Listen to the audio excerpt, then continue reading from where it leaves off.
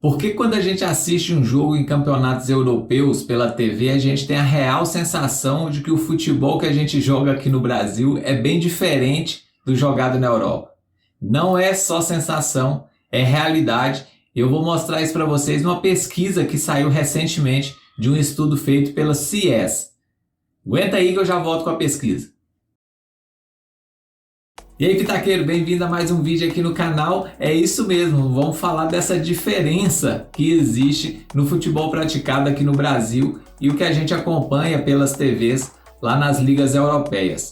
Recentemente, um instituto, CIES é a sigla, Centro Internacional de Estudos Esportivos, é um centro criado em conjunto com a FIFA, uma universidade suíça e o governo local de onde fica essa universidade. Esse instituto foi criado, como o próprio nome já diz, para fazer pesquisas relacionadas ao esporte. A pesquisa publicada recentemente diz respeito à intensidade do futebol praticado em várias ligas nacionais. Essa pesquisa levantou os dados da temporada 2020 ou da temporada 2020/21. No caso, na Europa, a temporada invade aí 2 anos, mas no Brasil, por exemplo, a temporada fecha no mesmo ano, Por isso que teve aí a análise de dados nos anos de 2020 e 2021, dependendo de como é o calendário de cada país. Foram analisadas 28 competições nacionais entre europeus e americanos, tanto da América do Norte quanto da América do Sul. E nessa pesquisa sobre a intensidade do jogo,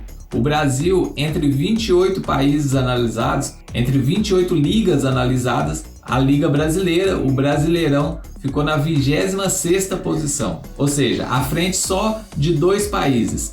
A MLS, que é a Major League Soccer dos Estados Unidos, e a Scottish Premiership, que é a primeira divisão da Escócia. Ou seja, o futebol brasileiro está bem devagar se a gente levar em consideração essa pesquisa de intensidade do jogo praticado das principais ligas de futebol mundo afora. Vamos entender, eu vou deixar o gráfico aqui do lado enquanto o vídeo vai correndo, vamos entender como que foi feita essa pesquisa, quais foram os dados que foram utilizados. A pesquisa levou em consideração o percentual de corridas de alta intensidade durante uma partida de futebol.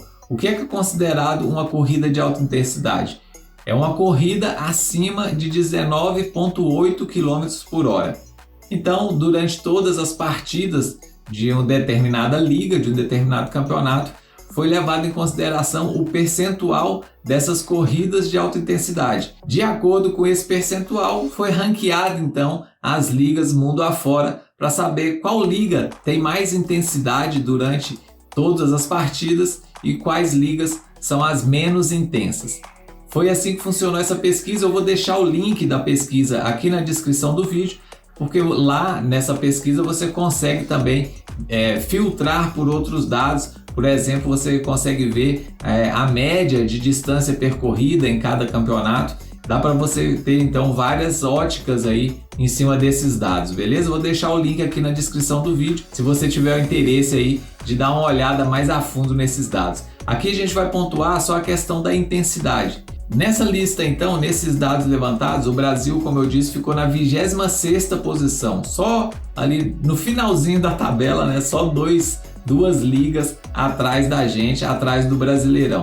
A média percentual de piques de alta intensidade no futebol brasileiro na temporada 2020 foi de 7,05%. Então, em todo o Campeonato Brasileiro da temporada 2020, esse é o percentual de corridas em alta intensidade nos jogos praticados aqui no Brasileirão. Nessa pesquisa também tem como você verificar quais os times são mais intensos. E aí um ponto relevante aqui. O time do Red Bull Bragantino, considerando esse percentual de intensidade, tem uma média de 7,61%, ou seja, uma média bem acima da porcentagem da temporada no futebol brasileiro. Inclusive, essa média de 7,61% coloca o Red Bull Bragantino na 24ª posição entre todos os clubes de todas essas 28 ligas que foram analisadas. Então, assim, é uma intensidade bem legal que o Red Bull Bragantino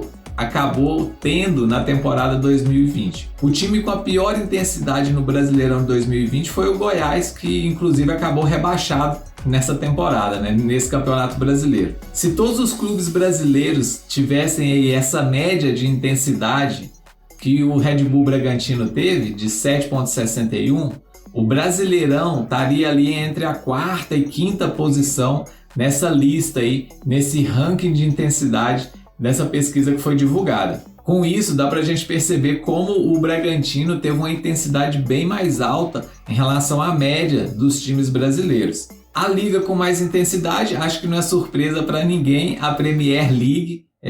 Visivelmente a gente percebe isso, né, assistindo as partidas de futebol do campeonato inglês, tem uma média percentual de 7,82%.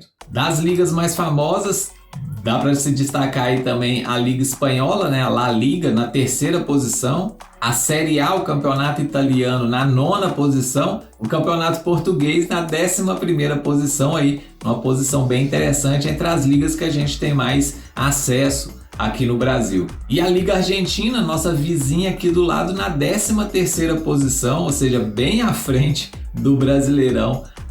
Inclusive, um dos times mais intensos de todos os clubes que foram analisados, na terceira posição, a gente tem um time argentino, que para mim foi a maior surpresa nesse estudo. O clube argentino é o Talleres. Para mim, uma grande surpresa, eu não esperava um clube da Liga Argentina aí no topo dessa tabela de intensidade. É lógico que a gente tem que contextualizar esses números, né? Não dá para olhar para esses números e declarar definitivamente que o futebol praticado aqui no Brasil é bem menos intenso do que o resto do mundo. A gente tem que analisar vários pontos. O futebol brasileiro tem várias características que o diferem do resto do mundo. Por exemplo, o Brasil é um país continental, então os times brasileiros viajam muito, perdem muito tempo entre uma partida e outra dentro de voos, né? Fazendo voos, deslocamento, a gente tem que considerar isso. Outro ponto que a gente não pode deixar de considerar é o calendário maluco do futebol brasileiro, né? 2 partidas por semana, em pouquíssimos lugares do mundo se joga tanto quanto se joga aqui no Brasil. Além disso, a média muito ruim dos gramados brasileiros. Nessa temporada 2021, então, tá um caos. É impressionante como a maioria dos gramados do futebol brasileiro, da Série A, da primeira divisão do futebol brasileiro, os gramados estão numa situação precária, inadmissível até, que se pratique o futebol de primeira divisão em alguns gramados do futebol brasileiro. Mas é a realidade e ela tem que ser pontuada também e tem que se levar em consideração quando a gente quer um jogo com mais intensidade. Não tem como se a bola não rola. Outra questão, a arbitragem, né?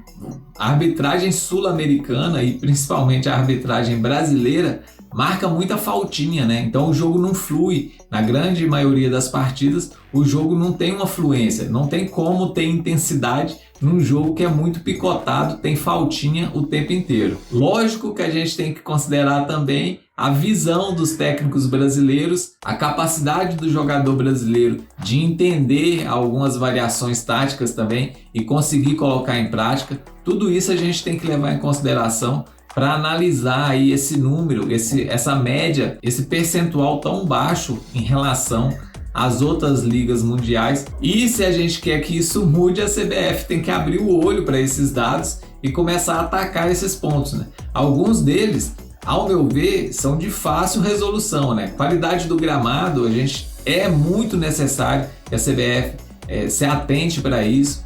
O calendário, não tem como o futebol brasileiro jogar tantas partidas durante uma temporada, comparado a outras ligas nacionais. Os times brasileiros jogam demais. A gente tem que colocar na balança também a questão dos deslocamentos, né? Se a gente já tem essa questão do deslocamento, são vários e vários quilômetros viajados aí por um time de futebol numa temporada brasileira. Junta-se a isso um calendário ridículo que a gente tem, que não para nem em data FIFA, não tem como também a gente exigir muito dos times brasileiros que eles mostrem muita intensidade durante todo o ano. A gente tem a questão climática também, né? O Brasil tem, sendo um país continental, tem muita mudança de clima, né? De uma cidade para outra, de uma sede de um time para outro. Então isso também impacta muito, né, na preparação dos times e na intensidade que pode ser colocada dentro de campo. Então são vários pontos aí que a gente tem que observar e que a gente tem que contextualizar para não ser tão taxativo em relação a essa média baixa de intensidade que foi demonstrada nessa pesquisa. Mas é um alerta, a CBF e os clubes brasileiros têm que estar atentos a isso e tentar atacar esses problemas que a gente tem no futebol brasileiro para, se esse for o objetivo, tentar aumentar a intensidade do jogo aqui no Brasil praticado. Inclusive, isso impacta direto, ao meu ver, na audiência das partidas, né? Ninguém aguenta um jogo modorrento, cheio de faltas o tempo todo, num gramado onde a bola não rola.